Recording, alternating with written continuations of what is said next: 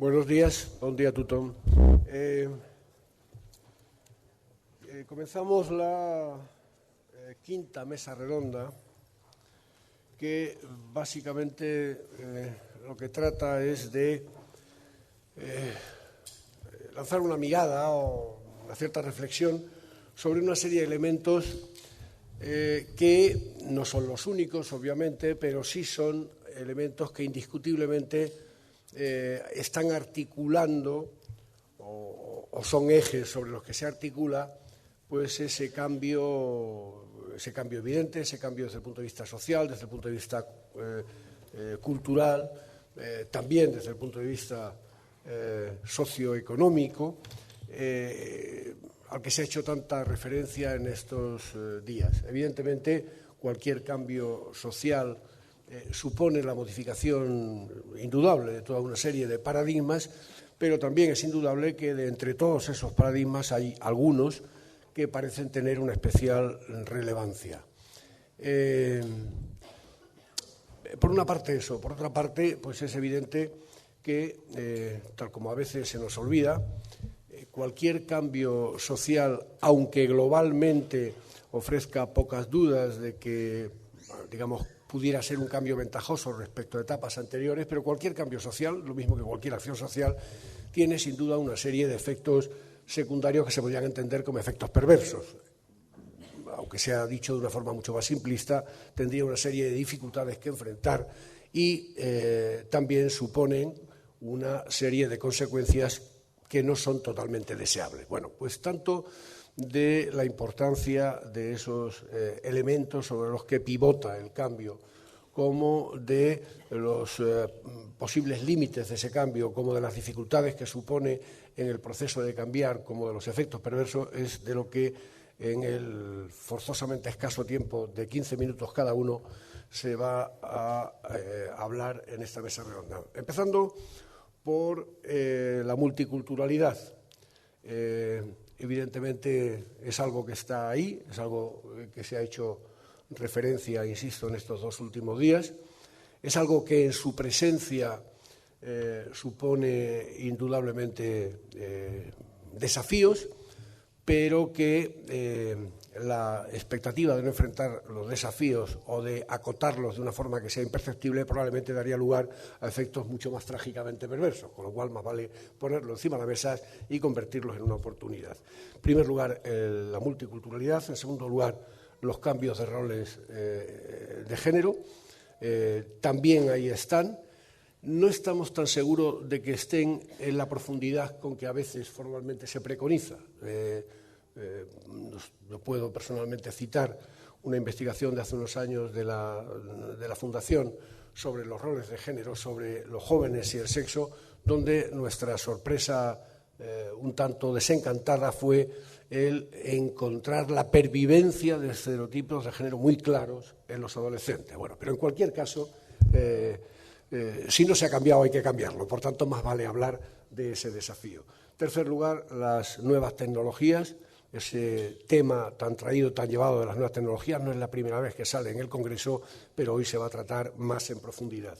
Y por último, también el otro elemento que se viene señalando con una reiteración que casi empieza a ser un tópico, que es el cambio en la cultura del ocio.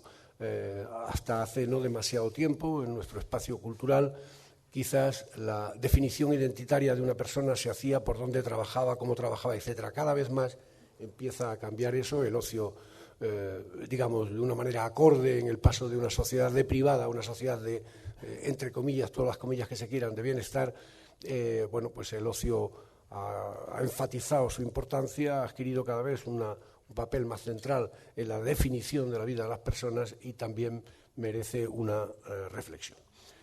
Sobre la multiculturalidad va a hablar José Ángel Medina. José Ángel Medina es psicólogo social, él es profesor de Psicología Social en la Universidad Complutense, la Universidad Central de Madrid. También ha sido y es profesor de múltiples cursos de posgrado en España y en América Latina. Él trabaja mucho con redes de organizaciones no gubernamentales en América Latina.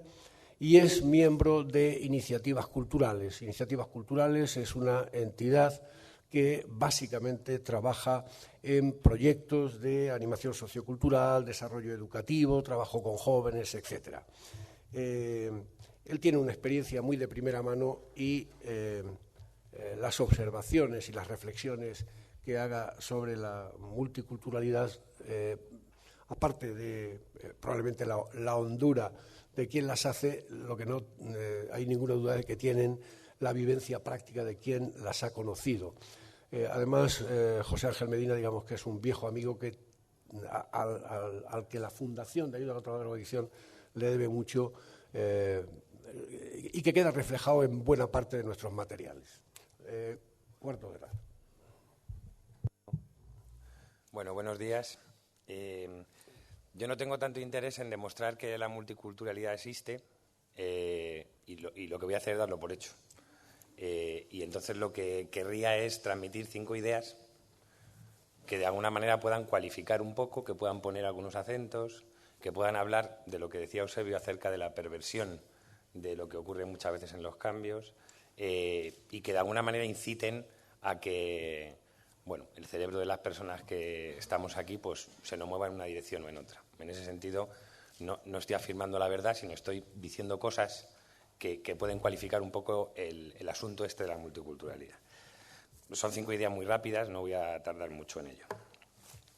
La primera idea que quiero transmitir es que habitualmente e históricamente, siempre que más de una cultura ha coexistido en un territorio, lo que ha solido ocurrir es que hay una cultura dominante que tiene el poder económico, que tiene el poder político, que tiene el poder militar, que tiene el poder educativo y que generalmente ha optado habitualmente por aplastar al resto de las culturas, tanto si esas culturas estaban antes en un territorio y se llegó, como si tradicionalmente habían coexistido.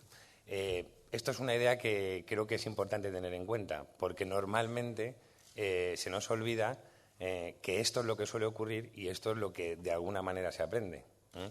Es que hay una cultura que tiende a ser la más poderosa y, por lo tanto, tiende a ser la central. El efecto principal, aparte de la desaparición en muchos casos, pero el efecto principal es la invisibilización del resto de las culturas o de las otras culturas que estén o en el mismo territorio o en la misma... Cuando hablo de territorio físico, pero también hablo de territorio social.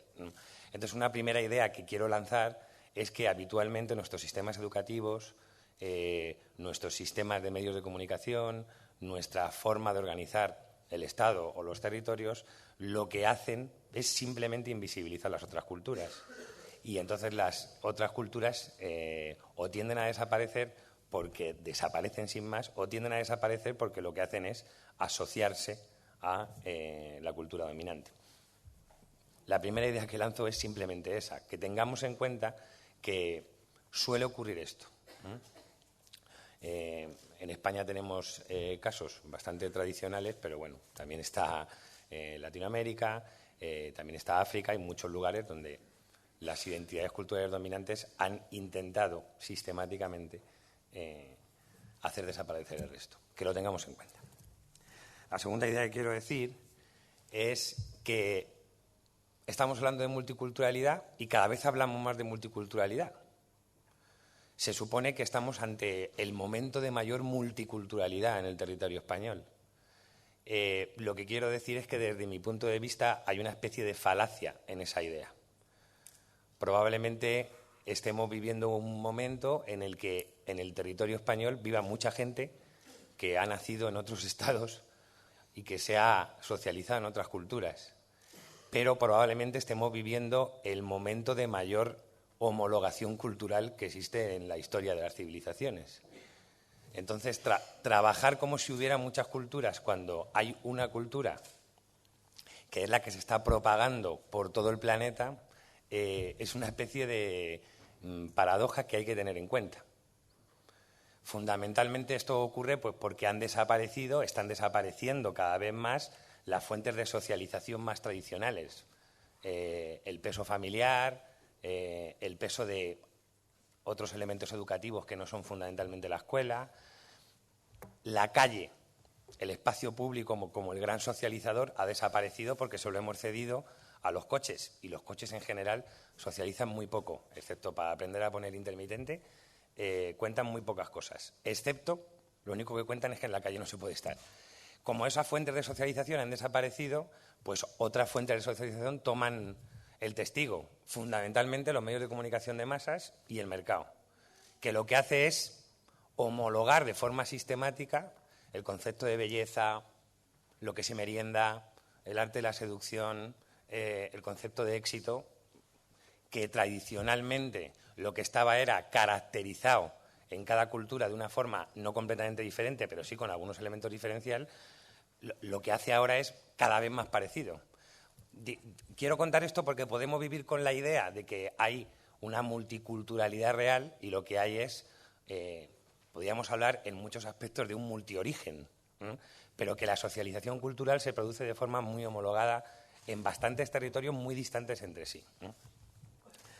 La tercera idea que quiero decir es que las identidades culturales, cuando uno está conociendo quién soy yo y está conociendo quiénes son los otros, las otras personas, ahí hay una especie de debate entre la información que yo recibo de lo que son las otras personas, que fundamentalmente, como decía en el punto anterior, suele provenir de los medios de comunicación, y la información que me produce mi propia convivencia con esas personas. Y aquí se produce una especie de choque, porque la información que da la convivencia, lo que tradicionalmente se ha llamado el roce, es una información de primera mano, es una información que se guarda mejor en la memoria y es una información compleja. Lo que yo obtengo de conocer a otra persona es una información radicalmente compleja. Sin embargo, la información que yo tengo por medio de los medios de comunicación es una información fundamentalmente simple. ¿Por qué? Porque hay que simplificarla para poder contarla. Y cuando digo para poder contarla, lo digo para poder contarla en un programa, para poder contarla en una serie, pero también para poder contarla en un libro de texto. Entonces, como que hay una información simple que lucha contra la compleja. Y además, no siempre suelen coincidir. Y entonces, en ese debate se encuentran las personas. Y en este caso, no solo los adolescentes y los jóvenes, sino también la gente mayor. Esto lo cuenta bastante bien, independientemente del final de la película, pero lo cuenta bastante bien la película Gran Torino, en el que hay una información que te cuentan por un lado y de la que tú deduces una serie de cosas, y hay una información mucho más compleja, que es la vida cotidiana, que se opone radicalmente a ella. Entonces tú tienes que andar eligiendo, andar quedándote con una o con otra. Esa es la tercera idea. La cuarta idea, y esto tiene que ver ya con lo que estamos hablando aquí de jóvenes, adolescentes, socialización y futuro, es que cuando se ponen en primer lugar las características identitarias o la identidad cultural, podemos estar tapando otras cosas que son factores de riesgo o son elementos mucho más centrales a la hora de explicar por qué la gente hace unas cosas u otras. Aquí me estoy refiriendo fundamentalmente a dos: a los factores evolutivos, es decir, que una persona que ha nacido en Ecuador o una persona que ha nacido en España pero que tiene padre y madre norteafricano es sobre todo adolescente y después es de origen norteafricano, pero bastante después. Sin embargo, si ponemos una cosa delante de la otra, lo que estamos es como tapando un elemento esencial, que es la situación evolutiva de una persona. Para mí el otro punto fundamental que a veces queda ocultado por la identidad cultural es las características socioeconómicas, que también tienen bastante peso para explicar por qué la gente elige unas conductas u otras, por qué la gente elige unos principios u otros, o por qué la gente, incluso hablando de multiculturalidad, es más racista, por ejemplo, o menos racista, que a veces tiene mucho que ver más con la clase socioeconómica que con el lugar de origen o con la cultura de socialización. La última idea que quiero decir es que la multiculturalidad en sí misma, por definición, representa la diversidad. La diversidad la podemos vivir como un problema o la podemos vivir como una oportunidad. Por ejemplo, aquí hay gente muy diversa, de experiencia diversa, de ideas diversas y de trabajo diverso. Esto es un problema, claro, porque hay que contarle todo a todo el mundo de manera que lo entienda y que le guste y que le satisfaga. Si las cosas las veo como un problema, pues busco culpables, busco negociaciones, quién tiene que ceder, quién no tiene que ceder, dónde están las causas de los problemas. Sin embargo, la multiculturalidad y como representante de ella la diversidad, sobre todo es una oportunidad. Es decir, esto nos lo ha dicho la naturaleza durante mucho tiempo, que es que gracias a la diversidad existe el planeta y gracias a la diversidad de las personas y a la diversidad social existen las civilizaciones. En general, la diversidad es una oportunidad, nunca un problema. Solo que hay que tratar la diversidad de manera que sea una oportunidad. ¿En qué sentido es una oportunidad? En este caso, la diversidad cultural. Pues porque tiene diferentes puntos de vista para analizar los problemas, porque diversas personas y diversas culturas tienen diferentes perspectivas. La diversidad más creativa, la diversidad más potente, la diversidad lucha más, resiste mejor, tiene muchas cualidades, solo que no salen solas. Por el hecho de ser diversos, no salen estas cosas. Hay que promoverlas, hay que provocarlas. Esas son las 5 ideas. Al respecto de la intervención educativa, al respecto de los programas de prevención, al respecto de cualquier otra cosa, yo lo que creo es que habría que tener en cuenta que lo mejor es incidir en las características más centrales para los consumos o para cierto tipo de comportamientos problemáticos antes que en las identidades culturales.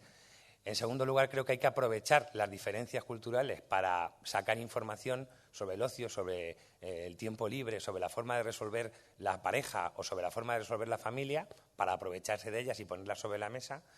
Creo que hay que hacer un esfuerzo por dejar de invisibilizar la cultura no dominante, y en otros casos la cultura femenina, en otros casos culturas a lo mejor pues más respetuosas con la tierra, más respetuosas con los diferentes roles, más respetuosas con los ancianos, más respetuosas con los jóvenes, porque lo que están es invisibilizadas. Entonces, a lo mejor el trabajo consiste solo en ponerlas encima de la mesa.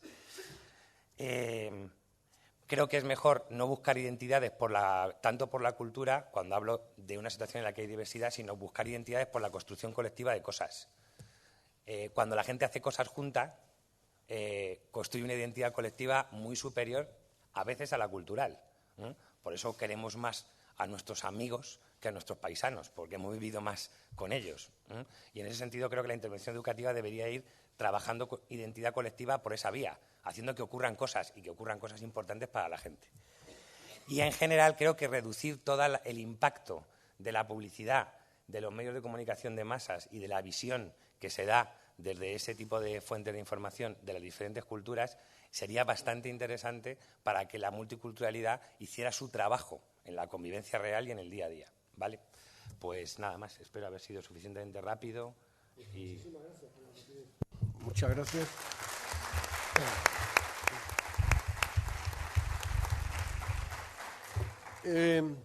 De la perspectiva de género va a hablar Nelson Minello. Él es profesor investigador del Colegio de México, tiene un doctorado en Ciencias Sociales por entidades tan prestigiosas en América Latina como el Centro de Investigación y Estudio de Antropología Social, o Flaxo, ¿no? Es director de la revista de Estudios Sociológicos, fue coordinador académico del Centro de Estudios Sociológicos y es un hombre que ha trabajado mucho el análisis de esta materia, la perspectiva de género. Tengo que confesar, y no se lo he dicho a él antes, que si decidimos invitarlo es porque trabajaba perspectiva de género, pero además de una forma menos habitual de la que estamos acostumbrados a hacer aquí. Habitualmente las reflexiones sobre el género se hacen desde la reivindicación de lo femenino. Él lo que ha trabajado básicamente es la quiebra de lo masculino. Entonces nos parecía que era la otra cara de la luna que podía iluminarnos especialmente en este congreso. Nelson, 15 minutitos. Gracias por la invitación. No estoy muy seguro de poder iluminar nada, pero intentaremos. Por lo menos una cerillita seguramente habrá. Cuando yo recibí la invitación que planteaba los cambios en los roles de género y la influencia en la familia desde la perspectiva del género masculino, dije, bueno, pues de alguna manera yo no puedo hacer una ponencia, porque los hombres sí están en el mundo que se llama, mal llamado privado, están en la casa porque están desocupados, están en la casa porque la mujer tiene que salir a trabajar, que consigue en general más trabajo, peor pagado, pero más trabajo. Pero en realidad ese hombre difícilmente cambió sus roles masculinos. Sigue teniendo una cultura de dominación que ejerce ya sea en el papel tradicional del proveedor, ya sea en el papel menos tradicional de quedarse en la casa, cuidar a los hijos, con comillas, trabajar en la casa, con más comillas todavía, y preocuparse en general de ser amo de casa. Esa figura dentro de las investigaciones que yo conozco no existe. Maticemos. Es cierto que ha habido algunos cambios, sobre todo en la vinculación con los hijos. La paternidad parece haber cambiado en buena parte de los hombres, por lo menos en América Latina, que es el campo que yo conozco más. La comarca siempre se impone. Pero ese cambio ha resultado muy curioso porque en más de una investigación en México, por ejemplo, los hombres de 40, 50 y más son los tradicionales, siguen el papel tradicional, el trabajo en la casa no es de hombres, no se preocupan y esperan un seguro de vida, porque el casamiento para muchos hombres puede ser un seguro de vida. Es el seguro en el que tiene a alguien que le hace la comida, y además la que quiere, porque la que no quiere la tira. Tiene a alguien que, si eso todavía se sigue, zurce las medias o los calcetines. Tiene a alguien que lava la ropa y que se preocupa de que el señor de la casa esté más o menos tranquilo, tenga sus cervezas, pueda ver la televisión, el partido de fútbol. Es un seguro de vida más que un proyecto compartido, pero eso es frecuente. 60 y más, 50, 60 y más. Jóvenes, adultos jóvenes, entre, digamos, 30 y los 50, han cambiado y tienen un proyecto, por lo menos en el discurso, donde la preocupación por establecer una visión más equitativa se da, y ahí se da fundamentalmente en el caso de los trabajos con los hijos. No tienen problemas en llevar o ir a buscar los hijos al colegio, no tienen problema en trabajar con ellos en las tardes o acompañarlos a la plaza o al parque. Creo que tienen más problemas en limpiarle la cola y cambiarle los pañales, pero como ahora los pañales son desechables, eso se soluciona, no hay que lavar la caca y entonces es más fácil. Pero en ese mundo de la vinculación con el hijo o la hija, ahí hay ciertos cambios. Pero lo que me preocupa es que en varias investigaciones los jóvenes, 18 años, vuelven a una visión del tradicional, del hombre tradicional.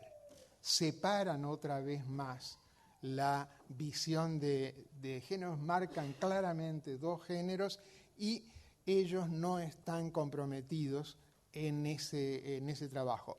Me resulta triste, claro, pero me resulta además interesante porque implica una de las cosas del género que ha sido tradicionalmente visto como la posibilidad de cambio y no se ha pensado que también es la posibilidad de la permanencia. Porque, como decía Brodel, un fenómeno histórico presenta el cambio, pero presenta la permanencia. Y en general nosotros decimos que el fenómeno es histórico y por lo tanto es cambiante. Sí es cambiante, pero el Mediterráneo de Brodel lo señala bastante bien, tiene una serie de capas que se pueden mantener. Entonces, este problema de género y cambio en los roles de género es un poco complicado plantearlo. Como decía Eusebio, yo no he trabajado, es decir, me he resistido a pensar el género como mujer. Pienso el género, a pesar de que yo aprendí género por estar casado con una feminista y por leer lo que trabajaba ella y leía las entrevistas que ella hacía, yo era, de repente soy, un hombre tradicional, pero aprendí el problema del género y el problema de las mujeres en el contacto con mi pareja. Pero me resistí siempre a pensar que género es igual mujer y insisto en la necesidad de pensar el género como una cuestión relacional.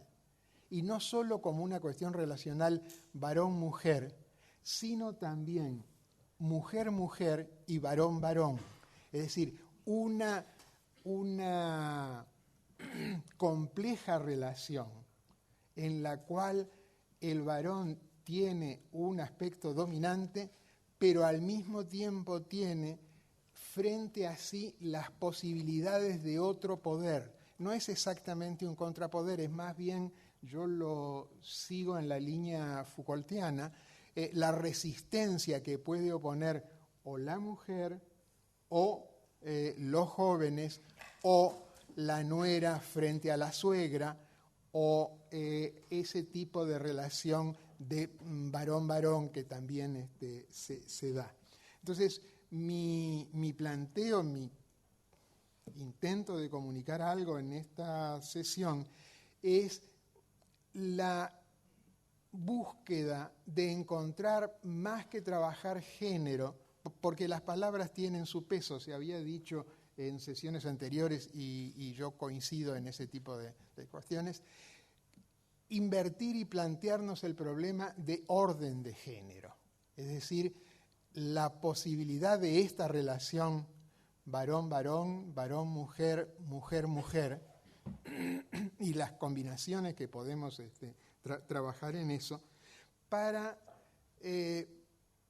permitir dejar de pensar el género solo como reivindicación, pensarlo más como una arena de conflicto, como dice Scott, como el lugar privilegiado de los problemas de poder, y entonces tener la necesidad de colocar todos los personajes en este juego de género, tratando de ver quién impone a quién, pero también quién resiste a quién.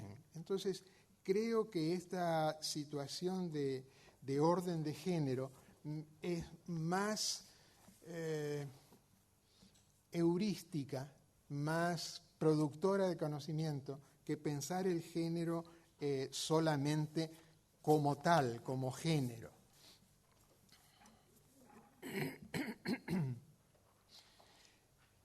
Esto tiene, por lo menos en estos momentos, un problema serio, que es hablar de estructuras. Cuando yo en mis clases hablo de estructura, la mitad más uno, o quizá todos los alumnos, se enojan porque hablar de estructura significa hablar de un pasado marxista que está maldito. Yo discrepo, pero...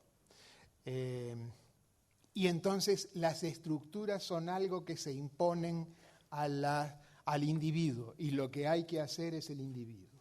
Yo tengo la impresión de que si nosotros hablamos de orden de género, necesariamente hablamos de esa estructura que puede ser definida, siguiendo con la visión de Brodel. Brodel decía, estructura es aquello que en la masa de la sociedad resiste al tiempo, perdura, escapa a las incertidumbres y sobrevive con obstinación y éxito. Yo creo que no hay que seguir pensando en estructura al Althusser, diciendo que los hombres son simplemente soportes de esas estructuras. Es evidente que eso es un paroxismo de la estructura o del estructuralismo y no tiene sentido en términos de construcción de conocimiento. Pero sí creo que si pensamos en orden de género, tenemos que pensar en una estructura, porque esa estructura nos remite a la sociedad. Para mí es importante no olvidar al individuo, la vieja discusión sociológica sobre individuo o sociedad, aunque tendría que ser, los clásicos lo hicieron, individuo y sociedad, mantener esta cuestión de la importancia de la agencia, pero también mantener la importancia de la estructura y pensar no solo en el individuo, no solo en el pequeño grupo, no solo en los grupos medios, por ejemplo, individuo, familia, grupo de amigos, etcétera, sino también pensar en la sociedad en la cual estamos insertos. Y pensar en la sociedad no significa simplemente el contexto, palabra que me parece un poco abracadabra, porque soluciona todo como en la alquimia de la Edad Media.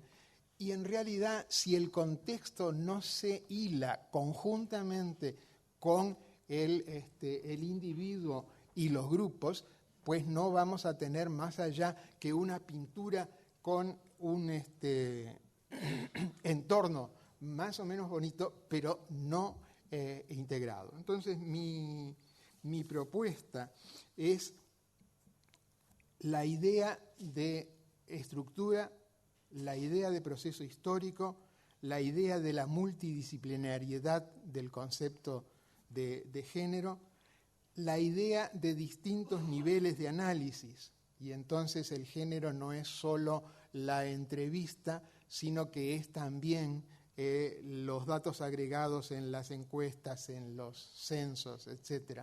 No es pensar solo en individuos, sino en los subgrupos sociales y en los grupos de adscripción, y no desdeñar, por supuesto, el plano psicológico, las identidades.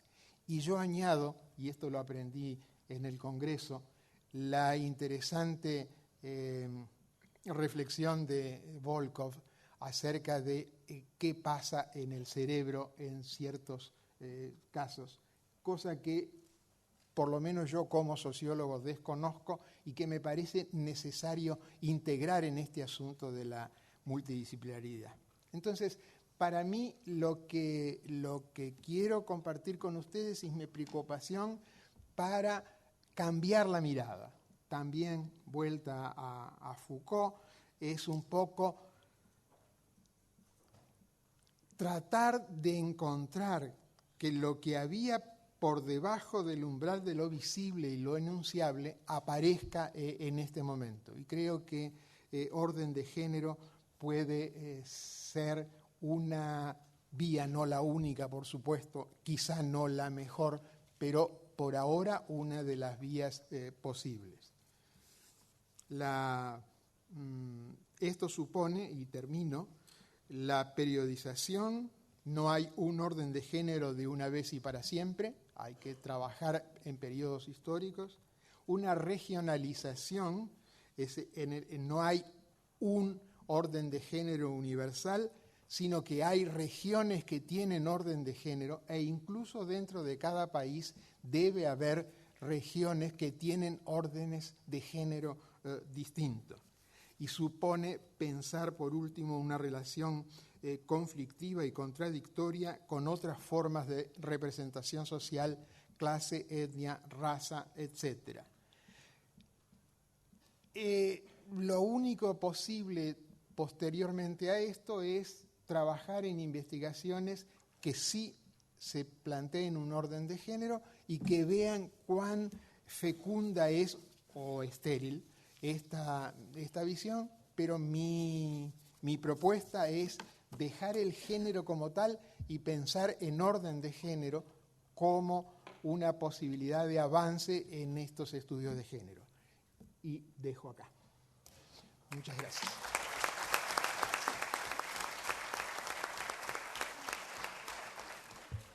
Muchas gracias, Nelson. Tiscar Lara es una estudiosa de la comunicación digital en la sociedad del conocimiento. Ella es profesora de periodismo en la Universidad Carlos III de Madrid y es vicedecana de Cultura Digital en la Escuela de Negocios COI. Ha sido profesora investigadora en distintos centros internacionales, en la Universidad de Harvard, en la UCLA, en la Nottingham University y, por tanto, es una mujer de amplia experiencia para hablar del tema que la va a ocupar. Como no puede ser de otra manera, ella tiene su propio blog en el que pueden profundizar y que es www.tiscar.com. Sí, hola, buenos días. Gracias por esta invitación a la Fundación, por tener la oportunidad de compartir esta mesa con vosotros. Yo lo que quiero enfocar en este tiempo de intervención que tengo para hablar de nuevas tecnologías y jóvenes es partir de una asunción, una evidencia, y es la alta penetración de la tecnología y del uso de la tecnología entre los jóvenes. No vamos a hacer aquí un catálogo de cifras y cifras que nos aburran, sino que, resumiendo, podemos partir de reconocer esa penetración, tanto en lo que es acceso a Internet, acceso a ordenadores, acceso a teléfonos móviles. Todos los estudios que tenemos disponibles, con distintas metodologías, distintas formas de recoger datos, coinciden en ir apuntando a una tendencia además al alza. Si cogemos datos de 2007 y los comparamos con 2008, veremos que el número de dispositivos, consolas, acceso a estas tecnologías está creciendo. Partiendo de ahí y centrándonos más en las prácticas, hay una idea general que me parece importante que tengamos en cuenta, y no he estado en otras intervenciones, pero seguramente ya se habrá apuntado, y es intentar no tener la mirada de pánico moral sobre los usos y prácticas de los jóvenes en Internet y con las nuevas tecnologías, que es una tendencia muy habitual desde la mirada adulta, que el desconocimiento nos lleve a pensar que están sucediendo cosas terribles, que pierden el tiempo, que no saben utilizar bien y eficazmente este nuevo entorno.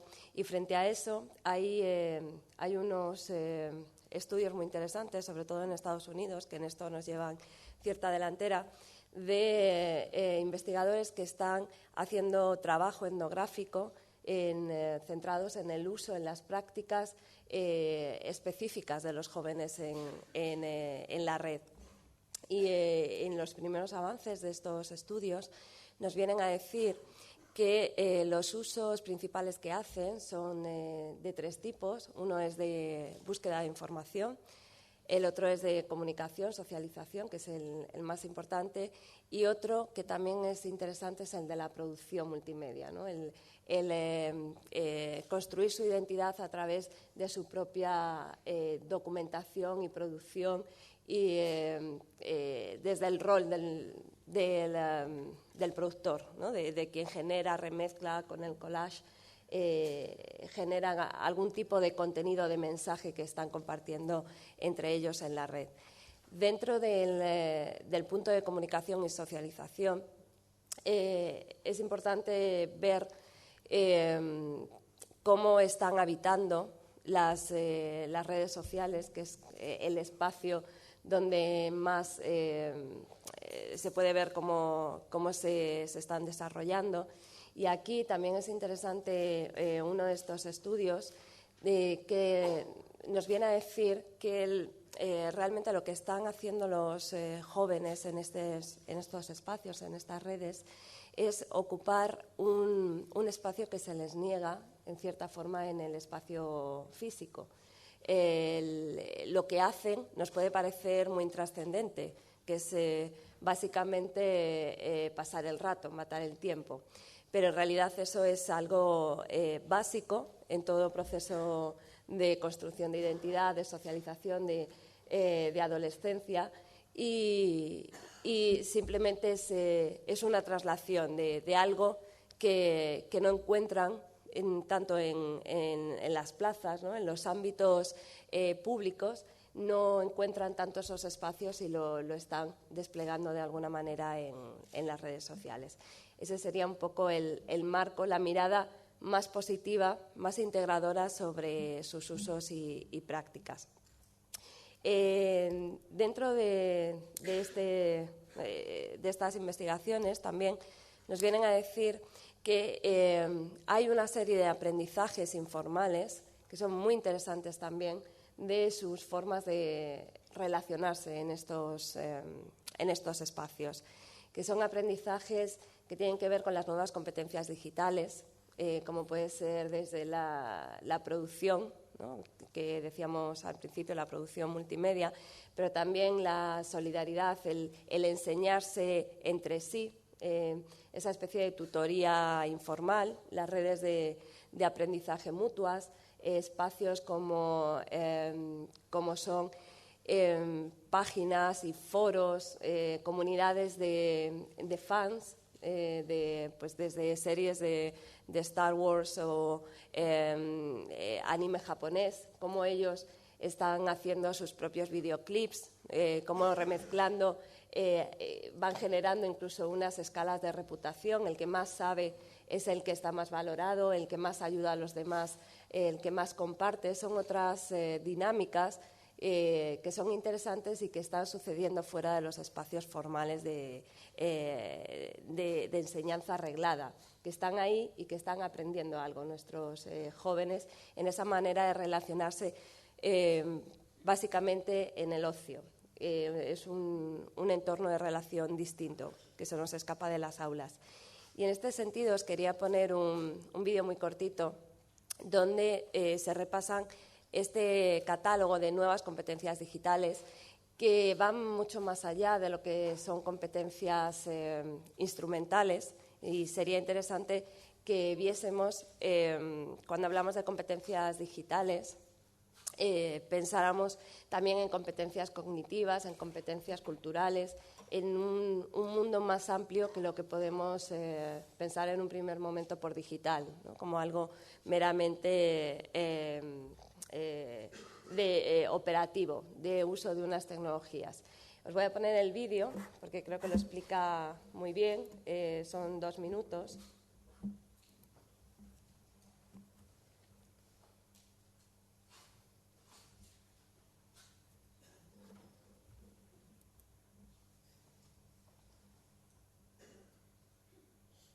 Espero que se escuche.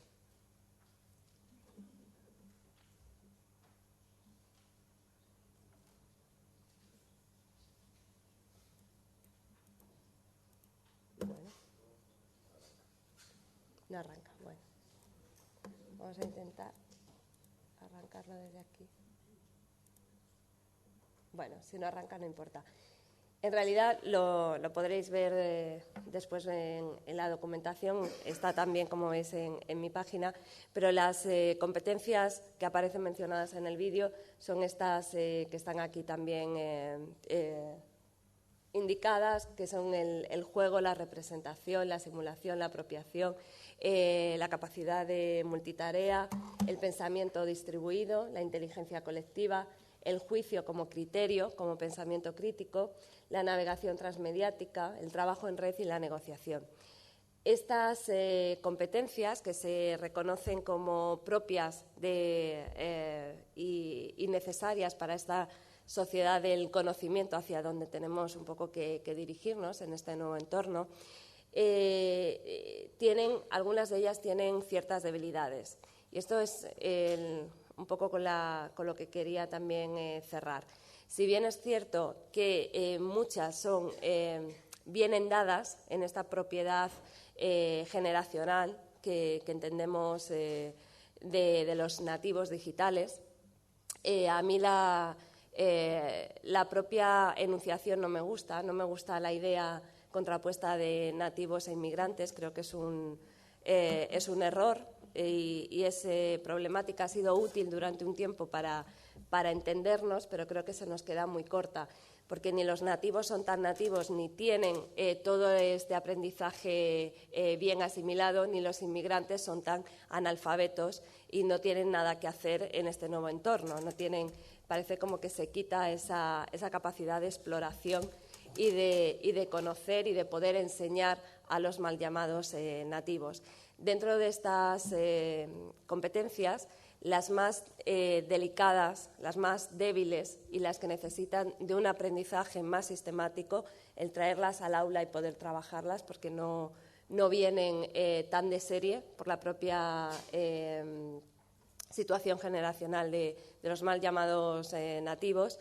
Son tres y con esto quería cerrar. Una es el problema de la verificación de la información, el contraste, el saber identificar y saber analizar. El pensamiento analítico es algo que se aprende con la edad, que tiene que ser ejercitado.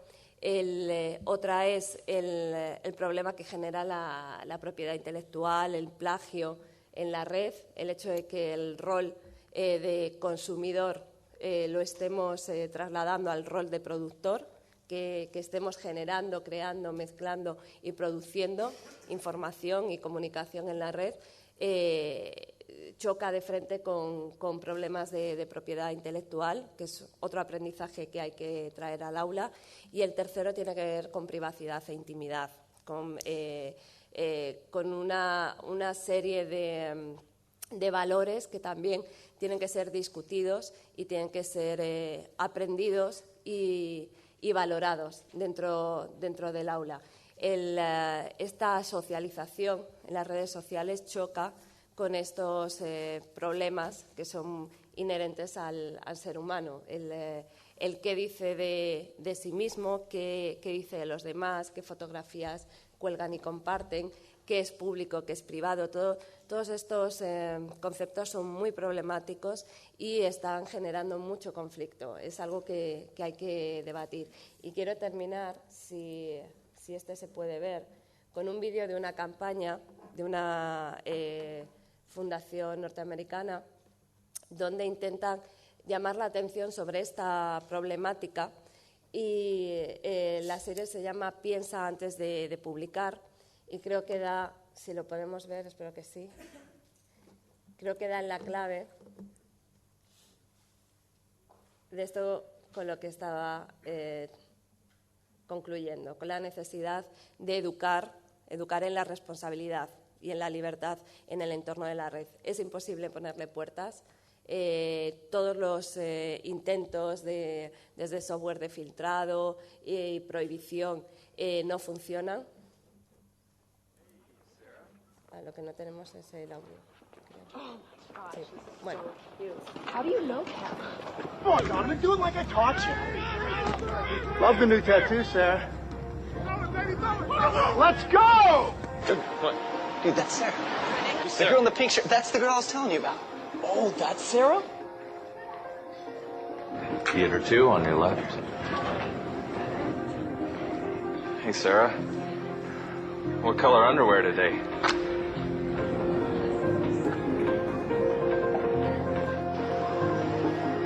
Hey, Sarah. So when are you going to post something new? Anything you post online, anyone can see. Family, friends. See you later, Sarah. Even not so friendly people. Think before you post.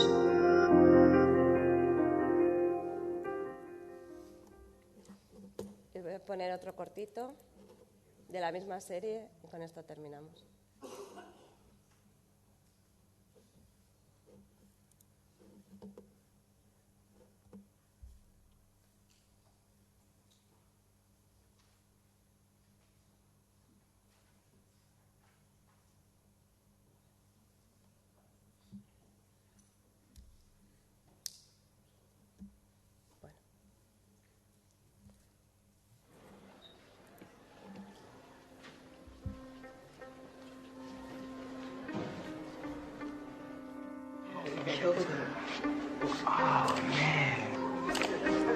más conceptual.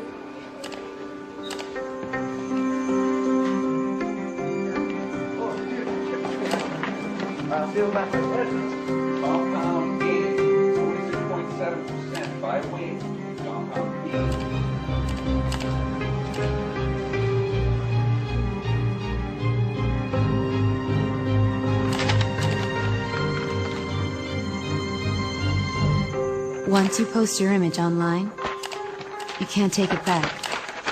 Anyone can see it. Family, friends, anyone. Remember, think before you post. Bueno, creo que era suficientemente explicativo para apuntar un poco esta necesidad de educar en este tipo de problemas y pensar que la alfabetización digital es mucho más que ratones y teclas, como el título de un libro de un compañero investigador en estos temas.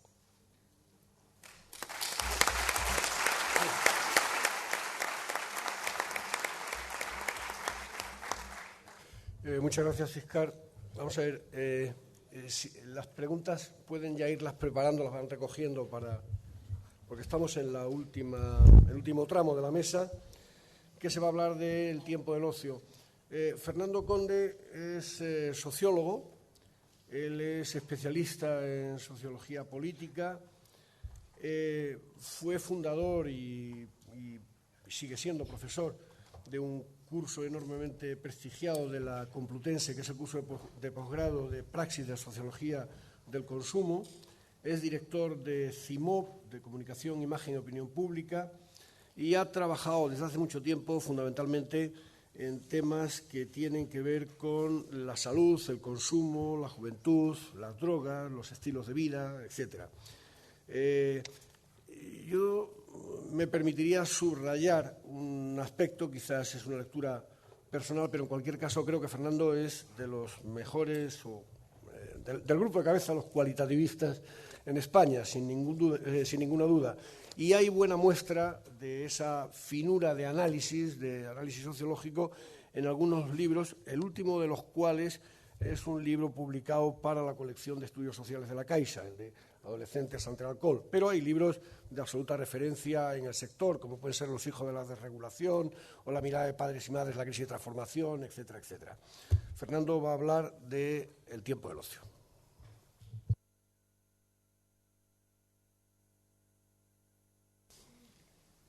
¿Cómo paso?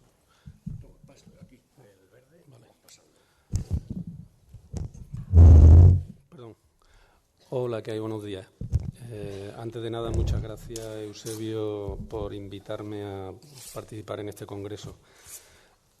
Yo no sé si voy a ser capaz, como los compañeros, de hacer de forma tan brillante en 15 minutos tantas ideas. Yo soy de pueblo y tiendo a enrollarme, entonces os pido perdón de antemano si me paso un poquito. Para que no se me olvide, y así ya tenéis las ideas claras del principio, como decía el primer interviniente, la idea que quiero desarrollar es muy sencilla. Hay una frase de Goethe que decía que el árbol de la vida es verde, o algo así, ya no recuerdo, y la teoría es gris y el árbol de la vida siempre verde.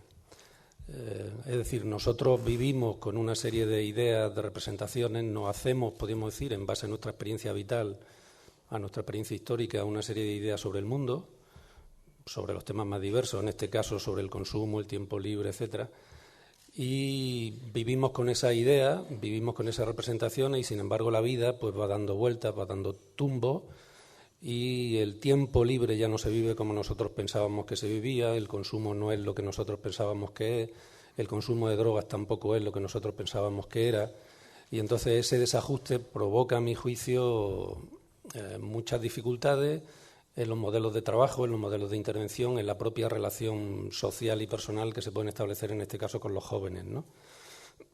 Entonces la idea de la presentación era hacer un recorrido muy breve sobre algunas de esas ideas y ver un poco qué impacto, qué repercusión tienen en nuestro trabajo, ¿no?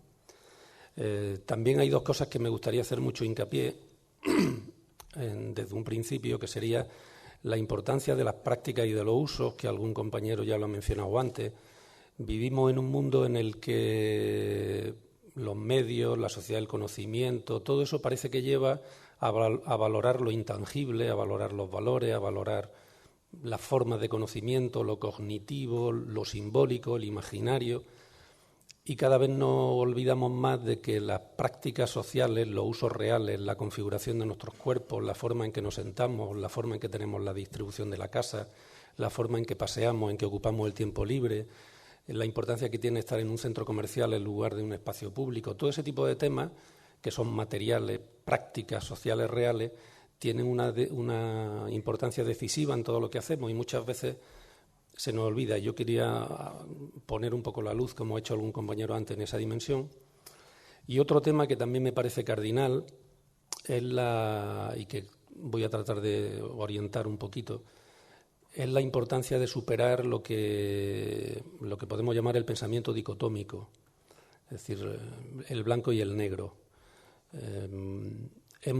Uno de los cambios sociales fundamentales de nuestra sociedad y sobre todo en muchas de las generaciones que estamos aquí sentados es que nosotros nos hemos educado en un mundo de certidumbre, me da igual la que fuera, podía ser religiosa, podía ser positiva, podía ser científica, podía ser la palabra que quieran ustedes, pero bueno, era un mundo de certidumbres que organizaba de forma dicotómica la vida. Cuando se ha hablado del género, por ejemplo, el género este que hablamos de chico-chica, ahí también había una concepción dicotómica. La postura de la relacional precisamente sería una dimensión de superación de esa dicotomía, ¿no?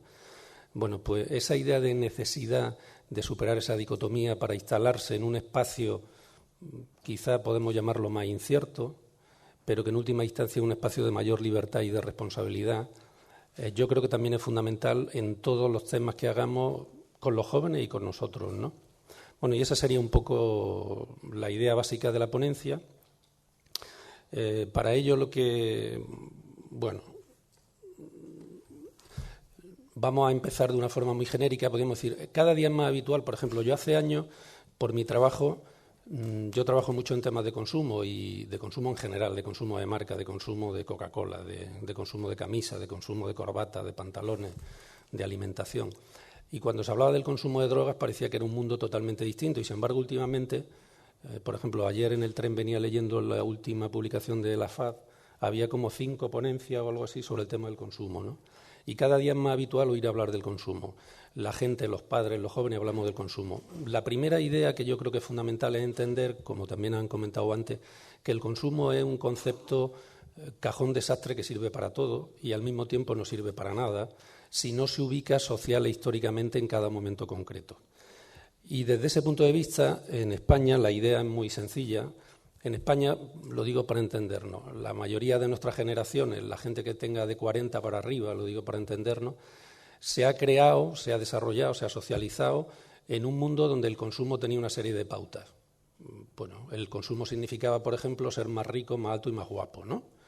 La publicidad que hay en la televisión todavía eso lo manifiesta, pero si vemos la publicidad de hace 20 años y la argumentación que sale con Ariel, lo digo por poner un ejemplo inmediato, ¿no? Pues mi vecina tiene tal cosa, ¿no? Bueno, esa idea del consumo como diferencia simbólica y por lo tanto tenemos que consumir desde esa perspectiva. Otra idea del consumo es que los que consumíamos éramos los que estábamos bien, éramos los integrados, éramos los ricos, ¿no? Por decirlo de alguna forma, las clases medias, era otra idea básica del consumo. Otra idea básica del consumo era la idea del trabajo y el consumo como espacios, vamos a llamar, separados. Es decir, el mundo del trabajo, el mundo de la producción y el mundo del consumo y el mundo del tiempo libre estaban en espacios, podríamos decir, separados. Otra idea que también yo creo que es fundamental en ese espacio del consumo era que había un modelo político y un modelo social y un modelo económico que trataba de buscar, a pesar de todos los déficits, lo que podríamos llamar un movimiento centrípeto de integración social, es decir, todo el mundo quería ser, entre comillas, clase media, aspirábamos a clase media, aspirábamos a tener un piso, bueno, ese tipo de cosas que todos ustedes saben. Bueno, ese modelo de consumo también iba asociado a una definición de la juventud, la definición de la juventud como una etapa de preparación de futuro.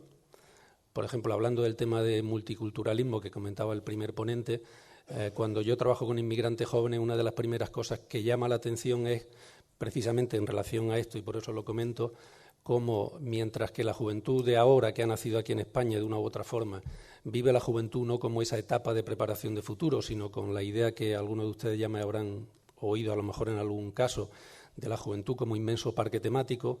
Los jóvenes que vienen nacidos de otros países tienen todavía la idea de la juventud como preparación para la adultez.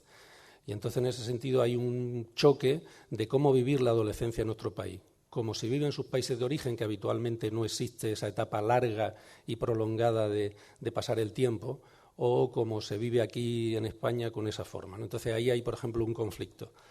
Bueno, entonces se vivía la juventud de esa forma, y el consumo de drogas, yo creo que, esta es una imagen antigua, pero que creo que es representativa de eso. El consumo de drogas se vivía como un espacio, podríamos decir, separado del espacio de lo integrado, del consumo. Esto es de un cartel de mediados de los años 90, de un libro de Matilde Fernández Cid sobre un concurso de jóvenes de dibujos juveniles sobre el tema de las drogas, ¿no? Unos consumen y otros se consumen, ¿no? Entonces, yo creo que ese cartel sintetiza muy bien esa dimensión, vamos a llamar, dicotómica. Y, en coherencia con esa dimensión dicotómica, los modelos de trabajo,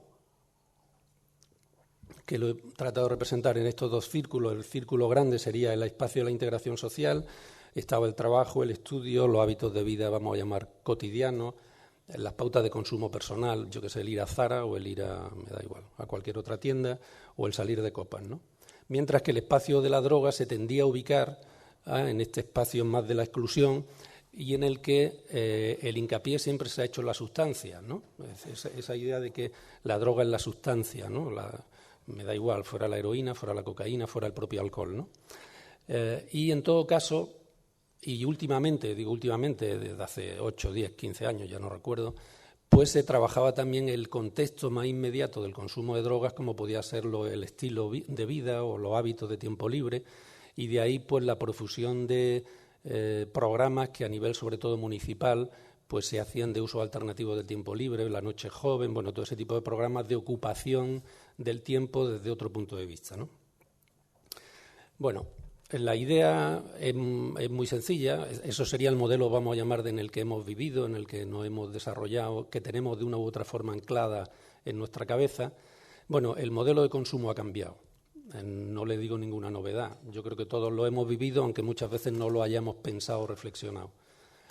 Al menos desde mi punto de vista, en la crisis del año 93-94, que ahora ha vuelto tanto ahora con la actual crisis, ¿no?, como modelo de referencia, ¿no?, instaura un nuevo modelo de consumo que a mí me gusta llamar local, es decir, un modelo de consumo que ya no es nacional, un modelo de consumo que está en la hibridación, que está en el mestizaje, no en el mestizaje de cultura, sino en el mestizaje que estábamos diciendo de espacio, donde aparecen muchas paradojas entre la homologalización cultural que decía el compañero al principio y la diversidad cultural. Bueno, aparecen todo ese tipo de temas, y donde el consumo, en lugar de ser un espacio al margen del trabajo, un espacio podríamos llamar complementario y de gratificación, se convierte casi en una exigencia y en una responsabilidad individual y social, ¿no?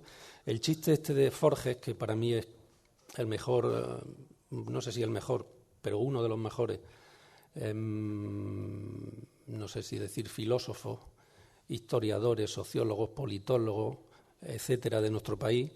Yo por lo menos todas las mañanas me pone fatal Forges cuando le veo, pero al mismo tiempo digo, hay que ver que todavía hay gente lúcida, y mientras haya gente lúcida, el mundo tiene salvación, ¿no?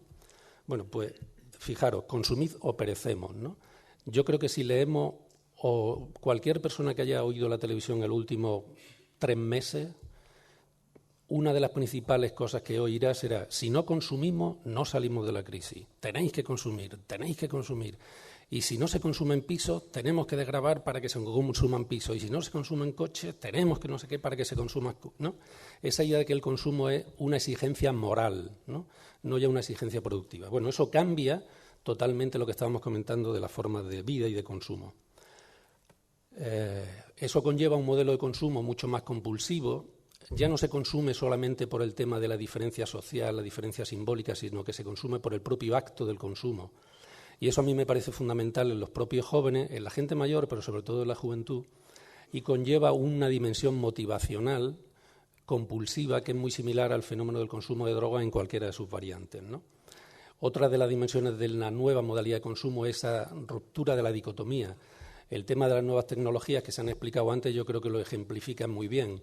Tú ahora mismo puedes estar en el trabajo haciéndote cosas de tu casa y de tu ocio y de tu tiempo libre, de la misma forma que llevas al trabajo cosas del trabajo, de la misma forma que antes había una separación calle, espacio público, espacio privado. Ahora mismo en el espacio privado puede haber mucha presencia de la calle, como ha explicado también antes la compañera, mientras que la calle se privatiza cada vez más y el espacio privado comercial ocupa el espacio público anterior. Es decir, hay toda una serie de transformaciones que yo creo que son fundamentales y en ese sentido hay podemos decir, una convergencia del espacio privado, del espacio territorial, lo digo para entendernos, del espacio físico del hogar con el espacio de la afuera.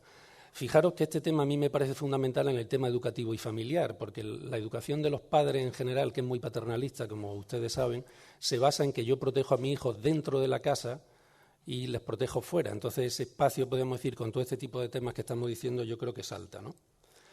Otro tema que salta, podríamos decir, es la propia definición de la juventud. Como decíamos, antes la juventud era esa preparación de futuro, ahora la juventud es un inmenso negocio, es un inmenso, yo me gusta decir parque temático como condensación. ¿Qué quiere decir eso? Bueno, pues que los jóvenes, mientras no den excesivamente la barrila a los mayores, les podemos dejar que se entretengan en cualquier espacio, ya sean canódromos, botellódromos, ya sean permitiéndoles que estén ahí pasando su tiempo de una u otra forma, sin exigirles contrapartidas, sin exigirles responsabilidades, sin exigirles prácticamente nada, salvo que pasen el tiempo biológico y esperando que el tiempo biológico haga, no se sabe por qué ley natural o ley divina, una especie de transformación de ese joven, porque la sociedad, el sistema educativo, el sistema social ha dejado de darle, podríamos decir, los medios para que esa responsabilidad se desarrolle en muchos casos, ¿no?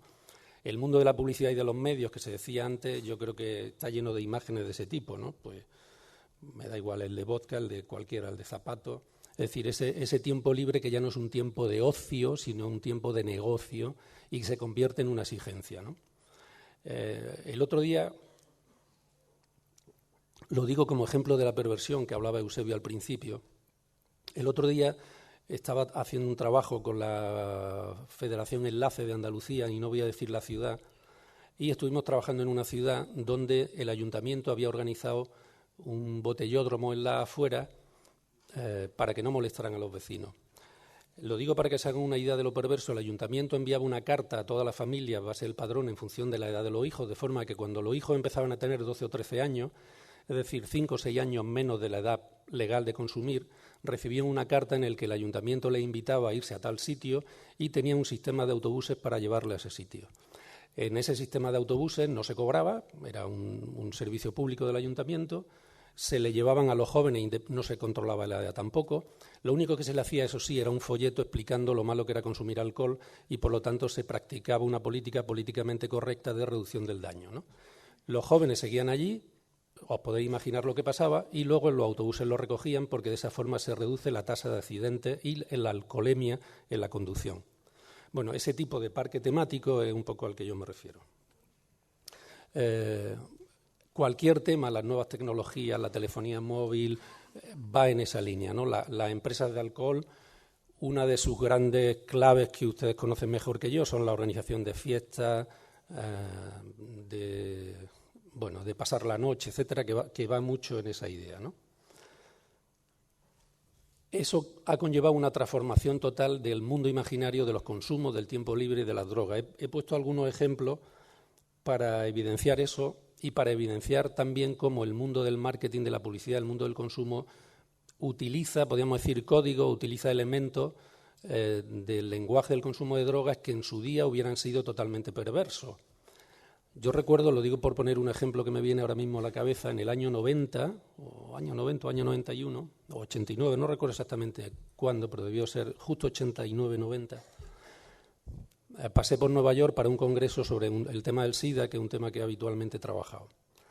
Y en una tienda de la Sexta Avenida de Nueva York vi una exposición de diamantes y el fondo de los diamantes eran banderas rojas con hoces y martillo, que luego ha sido un tema que la tónica Schweppes ha recuperado también. Bueno, cuando alguien recupera la hoce y el martillo, ¿no?, es porque ya eso no tiene ninguna capacidad de transformación social.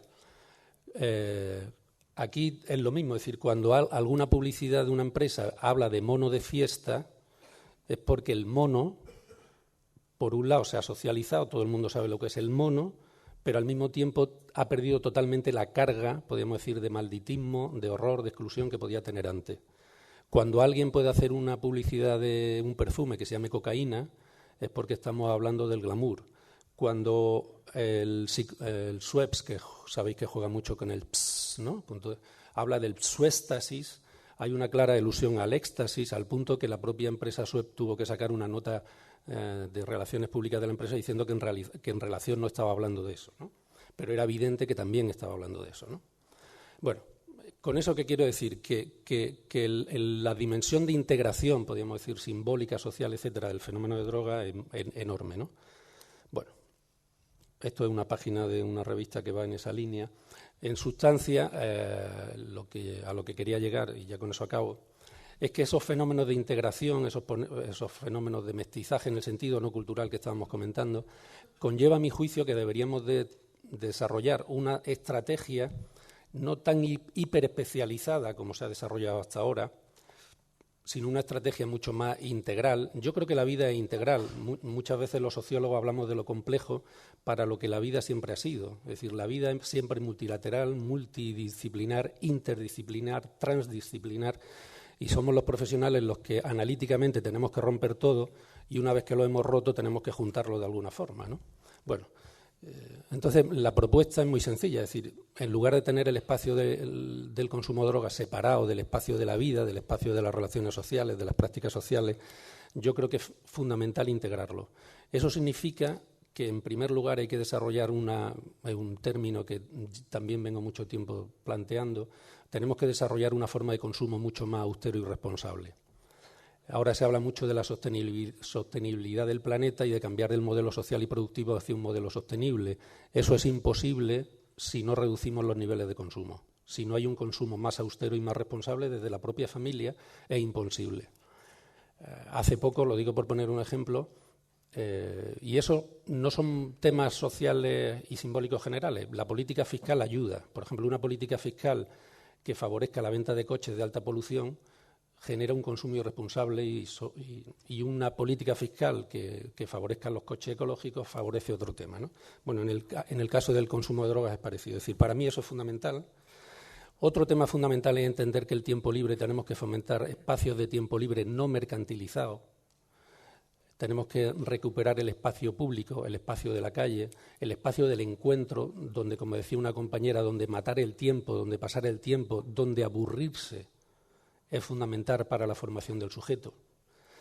Y en tercer lugar, y dentro de eso, el ámbito del consumo de drogas desde una política global de reducción del daño. Pero esa política global de reducción del daño, si no se inscribe en esos dos círculos anteriores de tiempo libre no mercantil y podríamos decir de fomento del consumo austero y responsable, yo creo que no avanzaremos. Y eso es todo.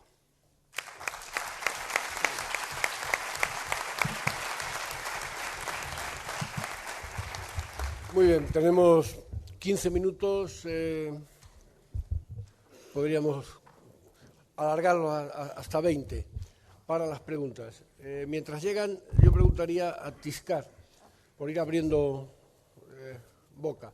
¿En qué medida estas formas de comunicación, a través de las nuevas tecnologías, etcétera, en qué medida están cambiando o pueden cambiar elementos más o menos que hasta ahora hemos considerado como constitutivos, como esenciales de la comunicación? Es decir, ¿hasta qué punto están cambiando el concepto de identidad, el concepto de sinceridad, el concepto de confianza, el concepto de amistad? ¿En qué medida, cuando hablamos de eso, ya hablamos de cosas diferentes o no? ¿O es lo de siempre con un instrumento nuevo? Pues sí, estamos hablando de cosas, de prácticas distintas para esos conceptos. O sea, la medida no es que la podamos medir y cuantificar, pero sí podemos observar cómo están cambiando las negociaciones en la forma de concebir todos esos conceptos. la identidad que cada uno se construye, ¿no? En lo que dice de sí mismo, en qué colocas en tu perfil, ¿no? En tu perfil de 20, qué fotos escoges, cómo te quieres inventar y presentar a los demás, la identidad que te da mostrar qué amigos tienes, qué concepto de amigo significa un contacto en una red, un contacto débil, ¿no? De simplemente estar conectado a alguien.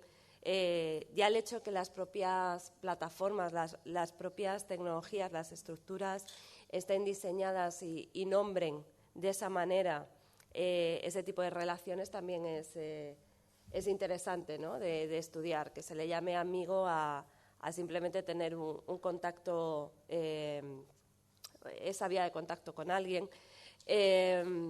Todo esto, de hecho, está cambiando y nos está enfrentando al problema, ¿no?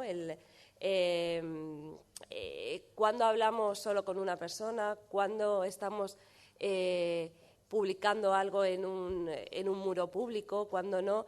Todo esto es complicado, es muy complejo. De hecho, en los análisis de las plataformas se ve que es difícil cuando uno quiere saber, cuando quieres controlar cómo quieres construir ese espacio social con la gente con la que quieres relacionarte, necesitas casi un manual de instrucciones para ponerte un poco al día, para saber cómo controlar tu comunicación. Y yo creo que ahí tenemos un problema sin resolver que se va negociando, pero se va negociando a golpe de conflictos. Muchas gracias. Yo rogaría a los ponentes ser lo más breves porque tenemos muchas preguntas, entonces lo más breve posible para poder responder y generar las menos frustraciones posibles. Y trato también de agrupar distintas preguntas para el mismo objetivo, para responder a la mayoría de las que se puedan. Nelson, hay dos preguntas que, por una parte dicen, vamos a ver, ¿podrías poner un ejemplo sobre cómo aplicar el orden de género en una situación de intervención concreta? Y, bueno, no exactamente en relación, pero detrás de esto una pregunta que sería, ¿qué factores son los que intervienen, los que tienen cierta relación en la vuelta de jóvenes varones hacia modelos masculinos tradicionales?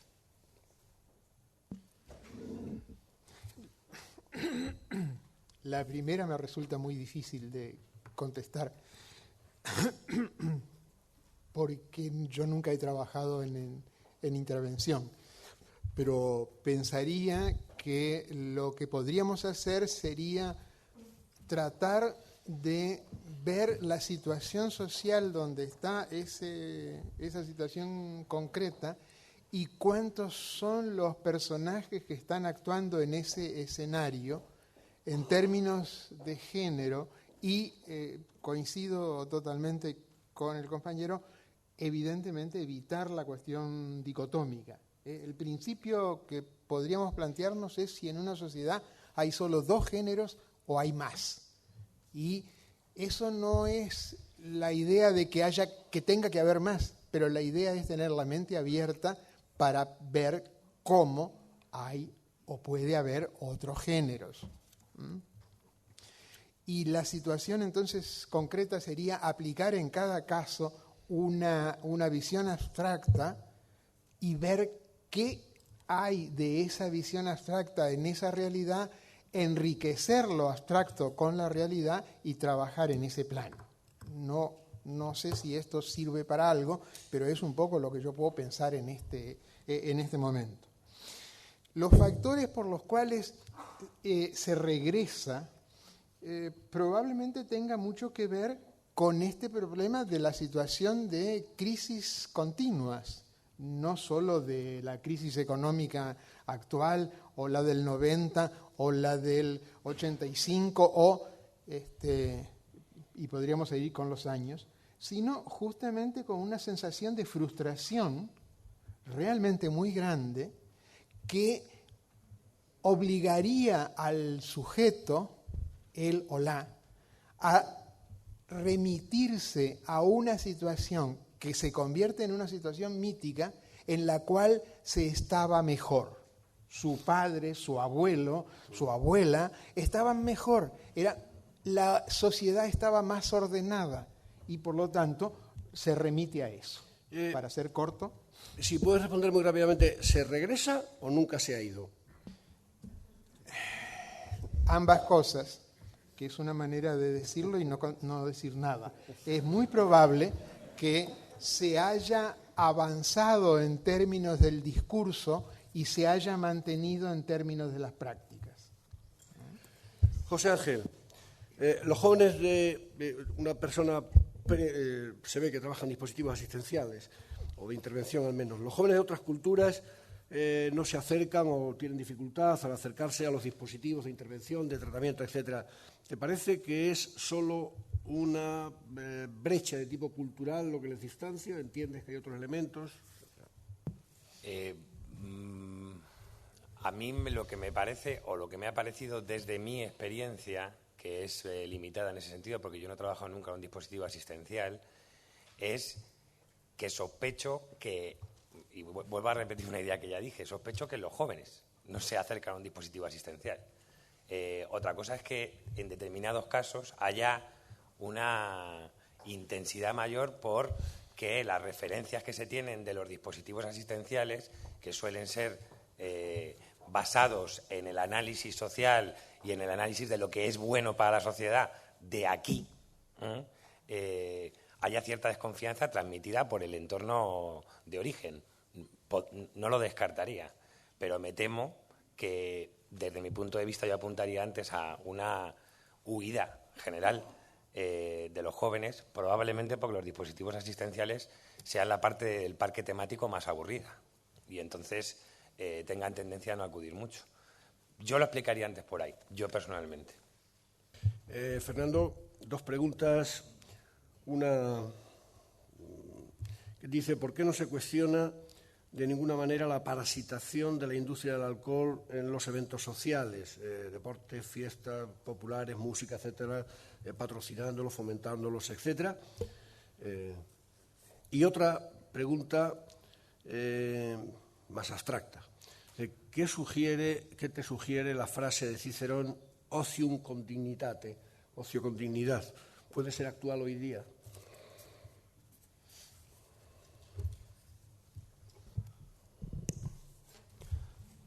Empiezo por la segunda. Alguien dice que los clásicos son clásicos porque siempre te dicen cosas. Cicerón es uno de los clásicos. Ocio con dignidad yo creo que sería un elemento clave también hoy en día. Precisamente yo lo que decía antes es que el ocio hoy es indigno. Y perdonadme la radicalidad. El ocio hoy, tal como se ha planteado por la industria cultural, y eso tiene que ver con la otra pregunta, es un ocio mercantil donde se plantea usted no piense, usted no experimente, usted no sienta, usted no reflexione, usted llene todos y cada uno de los minutos de su tiempo y de su vida, no se ocupe ni se preocupe. El ocio con dignidad es pensar, reflexionar, ser autónomo, ser responsable y por lo tanto para eso hay que tener una distancia con los fenómenos. El consumo es la supresión de cualquier tipo de distancia.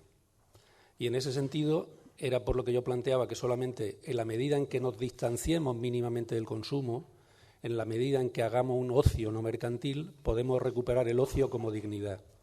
Voy a poner un ejemplo muy breve de mi vida personal y me meto en la otra.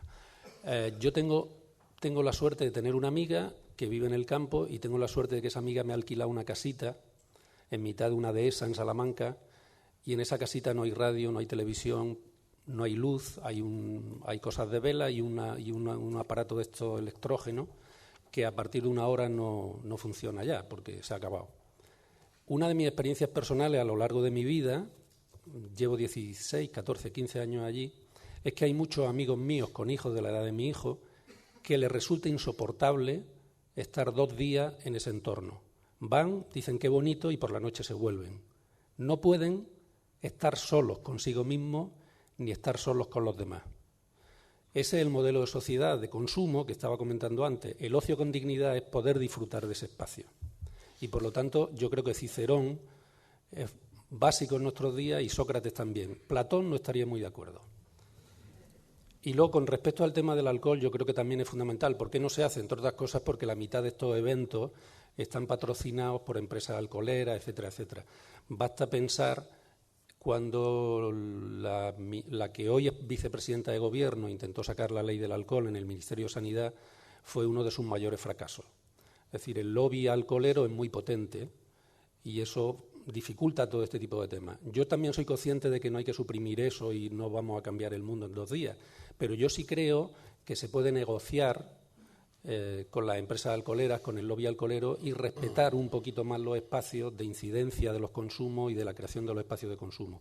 Y yo creo que en ese sentido no se hace por eso que todos tenemos en la cabeza. Tiscar, 2 preguntas relacionadas. Una es, ¿qué herramientas se pueden utilizar para hacer que fundamentalmente los adolescentes desarrollen un espíritu crítico ante la información, es decir, distinguir los datos fiables de los no fiables, etcétera? Y otra pregunta relacionada con esta, que es cómo desarrollar estrategias saludables respecto a estas nuevas formas de socialización. Es más amplia, pero están conectadas. Sí, bueno, yo como método de trabajo, el que utilizo y el que propongo es trabajar con todas las fórmulas metodológicas de la alfabetización en medios, la pedagogía crítica, todo este trabajo que ya tiene toda una trayectoria y que de alguna manera tenemos que actualizar al mundo digital. Las bases funcionan, son muy válidas, tanto para la parte analítica como para la parte de producción.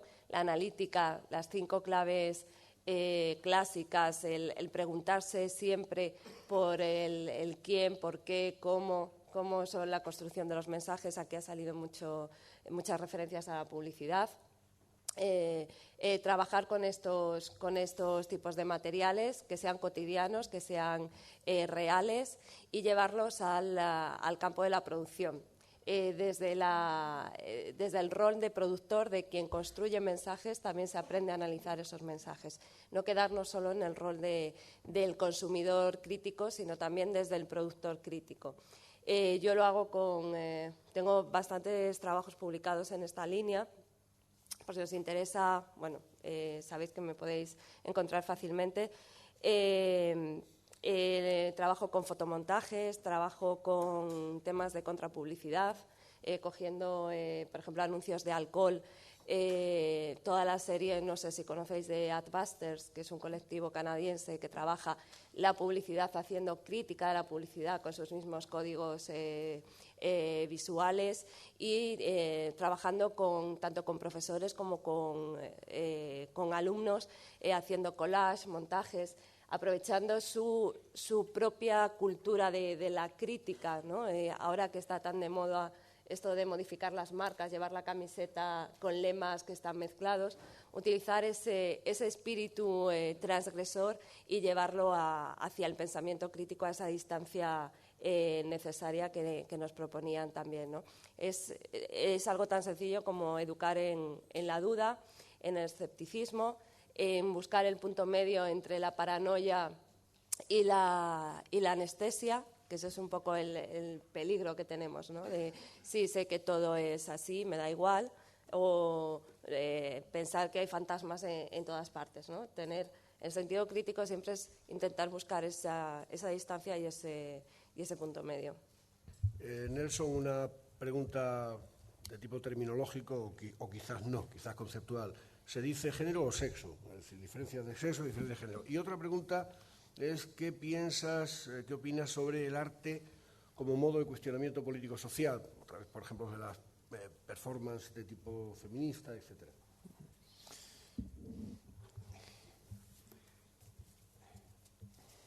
El problema es que el género lo que intenta es ver las condiciones sociales de una situación de sexo que puede ser más o menos compleja. Yo utilizo género, aunque en una línea muy desarrollada en América Latina, pero las feministas francesas no utilizan género, sino que utilizan más sexo. El problema no es tanto la palabra, sino el pensar en ese fenómeno social construido culturalmente por la sociedad en la que está inmerso el sujeto y a la vez construida por ese sujeto. Yo prefiero usar género porque me distingue claramente de sexo. Y insisto en que no es dicotómico, porque si yo hago un género dicotómico, lo que estoy haciendo es el censo de Estados Unidos, que cuando apareció todo el problema, sacó la columna de sexo masculino y femenino y puso gender. Me parece que